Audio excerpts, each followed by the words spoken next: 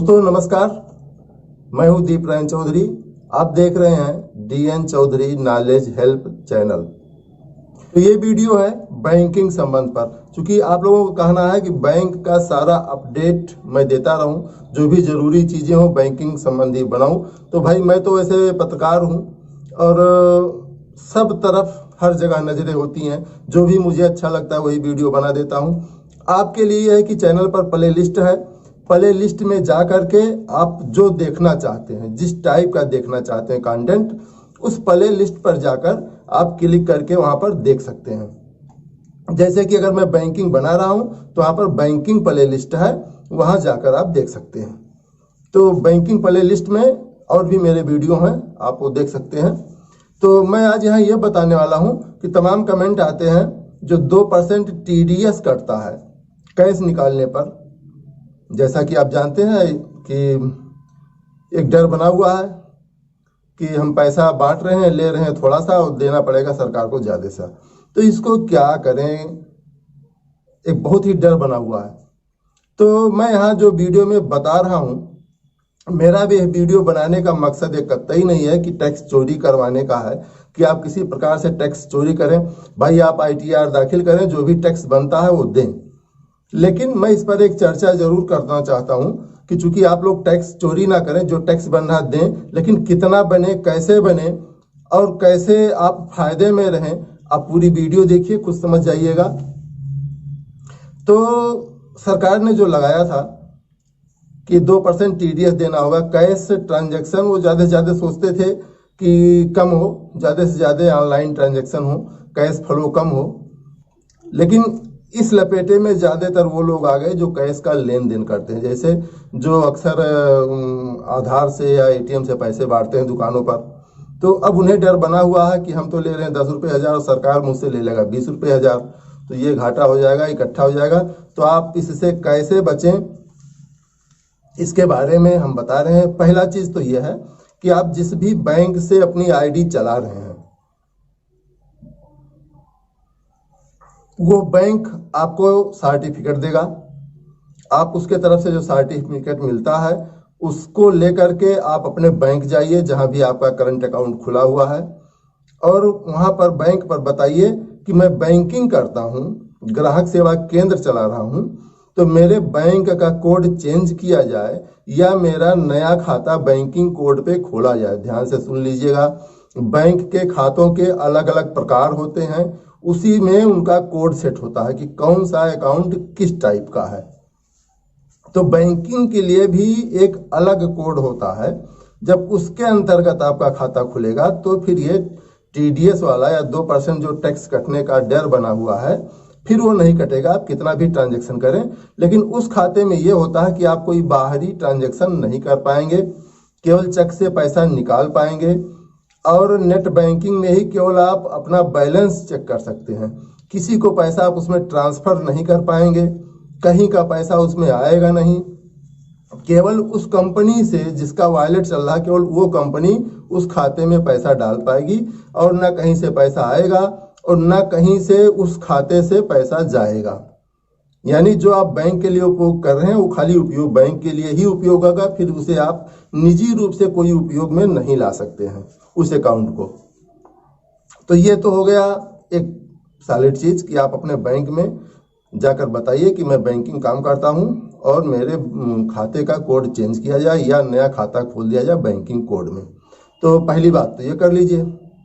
दूसरी चीजें ये होती हैं कि यदि आप प्राइवेट मिनी बैंक चला रहे हैं तो आप कोशिश करें कि बैंक से कैश कम निकालें। अब बैंक से कैश कम कैसे निकालेंगे? आप बड़े बड़े, आपका दुकान है तो कोई बात नहीं, वरना बड़े बड़े व्यापारियों से मिल लीजिए, जैसे कि गैस एजेंसी हो गई, पेट्रोल पंप हो गए, या अन्य बड़े दुकानदार हो गए जिन्हें रोज पैसे जमा करने लेकर जाना पड़ता है बैंक में, उनके लिए भी रिस्क है। तो उनसे आप बात कर लीजिए कि भाई आप कोई भी पैसा नहीं लेंगे और आप मुझे दे दिया करो, मैं आपके खाते में ट्रांसफर कर देता हूँ। हमारे यहाँ गौरा चौकी में कई दुकानदार हैं, गैस एजेंसीज हैं, पेट्रोल पंप हैं, वो तमाम लोग ऐसे ही करते हैं। वो मिनी बैंक को पैसा दे देते हैं और बैंक वाले उनके खाते में ट्रांसफर कर देते हैं अपने खाते से। तो ये क्या हो जाएगा कि ट्रांसफर पर आप बैंक ट्रांसफर कितना भी करें उस पर कोई आपका टैक्स नहीं लगना है। ये टैक्स केवल कैश निकासी पर लगना है। तो आप कोशिश करें कि कैश निकासी कम करें, बल्कि अकाउंट से अपने ट्रांसफर कर दिया करें किसी को पैसा, और पैसा उससे नगद ले लें। मेरा मतलब ये आप समझ गए होंगे। अगली बात आप क्या कर सकते हैं, कुछ ऐसे ऐप्स आए हैं, जैसे मैंने भी एक ऐप्स डाला था जिसका मैं डिस्ट्रीब्यूटर भी लिया हूं। तो अब ये 10 खाते ऐड करने की सुविधा देता है, यानी 10 खाते आप ऐड कर सकते हैं, यानी कंपनी से आप 10 खाते में पैसा अपने ट्रांसफर कर सकते हैं। ये क्यों है, अब आप इस पर ध्यान दीजिए कि आप एक खाते से ट्रांजैक्शन करते हैं तो आपका ट्रांजैक्शन ज्यादा शो होगा। भाई मैं इसलिए ये चीज यहाँ पे बता रहा हूँ क्योंकि आप लेन देन, आप 1 करोड़ निकालिए, 1 करोड़ बांट दीजिए, लेकिन उसमें आपका नफा क्या मिला। बात यह है टैक्स आपके नफे पर लगना चाहिए, तो यहाँ नफे मुनाफे की बात नहीं है, यहाँ तो आपके ट्रांजैक्शन पर लग रहा है, जो आपके लिए दिक्कत है। तो ट्रांजैक्शन आप कम दिखाएं, इसका सीधा सा एक जुगाड़ है। जुगाड़ यही है कि आप 20 लाख से ज्यादा एक खाते पर ट्रांजैक्शन ना करें। आप कहीं डायरी बना लीजिए और टोटल मारते रहिए कि किस खाते पे कितना ट्रांजैक्शन आप कर रहे हैं। तो एक खाते पे आप 20 लाख से ऊपर का कैश निकासी ना करें। सारी ट्रांजैक्शन तो आप कितना भी करें, कैश निकासी एक खाते से 20 लाख के ऊपर कतई ना करें। 1000-2000 आप नीचे ही रहें, तो आप इस चीज से बचे रहेंगे। तो ये कुछ ऐसी चीजें हैं जिससे आप बच सकते हैं। मैं फिर से रिपीट कर दूं, एक तो यह है कि आप बैंक में खाता का कोड चेंज करवा लें। दूसरी चीज, आप कैश कम निकालें, आप किसी दुकानदार से एडजस्ट कर लें कि अकाउंट से ट्रांसफर करके ले लिया करें। और उसके बाद में आता है कि आप एक खाते पे आप लिमिट बना लें कि हम इससे ज्यादा कैश नहीं निकालेंगे, यानी 20 लाख से ज्यादा नहीं करेंगे। घर में और खाते हैं तो और खातों में आप और सभी खातों से ट्रांजैक्शन कर लें। ठीक, इसके बाद अब मान लिया जो कर चुके हैं उनके लिए है कि आप ITR तो देखिए सबको दाखिल करना चाहिए, हमेशा करिए ITR दाखिल। मैं अपनी एक कहानी बताऊं, अभी मेरा आया है 1 करोड़ 70 लाख। अभी मैं स्क्रीनशॉट आपको दे दूंगा। ये है वो SMS जो इनकम टैक्स विभाग ने मुझे भेजा था। आप अमाउंट देख रहे हैं।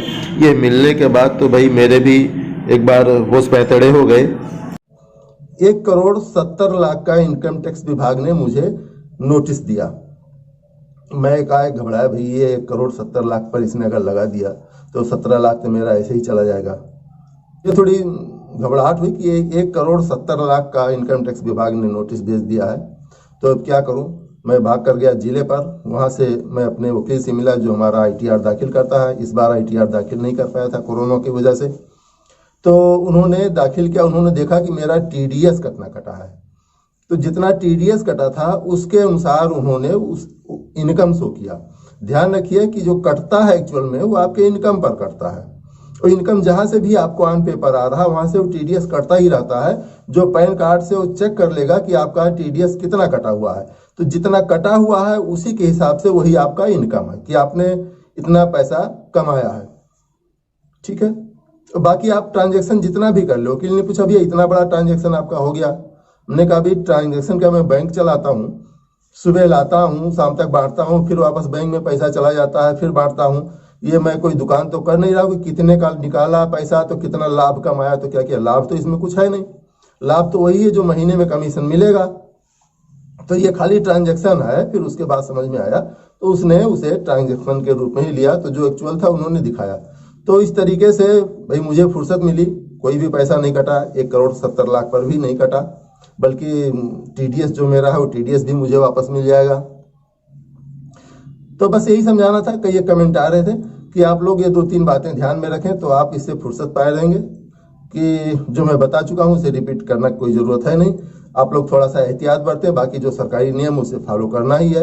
आप बस थोड़ा सा उसमें कुछ रास्ते निकाल सकते हैं, क्योंकि हमारी आपकी नियत कहीं से टैक्स बचाना नहीं है, बल्कि हम लोगों के ऊपर जो जबरदस्ती टैक्स पड़ जा रहा है उससे थोड़ा सा बचना है। तो कैसे बचना है मैं बता चुका हूं। वीडियो इतना ही। आप और भी प्ले लिस्ट में जाके मेरी वीडियोस देख सकते हैं। अब हमारे चैनल पर ज्वाइन बटन मिल गया है। आप ज्वाइन बटन दबा करके मेरे चैनल से जुड़िए। जुड़ने का सबसे बड़ा एक फायदा होने वाला है कि आपको मेरा फोन नंबर मिल जाएगा और आप मुझे फोन करके सीधे अपनी समस्याओं के बारे में मुझे बता सकते हैं, और जो कुछ हो पाएगा, मेरी सलाह, मेरा सुझाव, मेरी खबर आपके साथ है, मैं आपके साथ हूं। बस आप मुझे सहयोग करें, मैं आपको सहयोग करता हूं। धन्यवाद।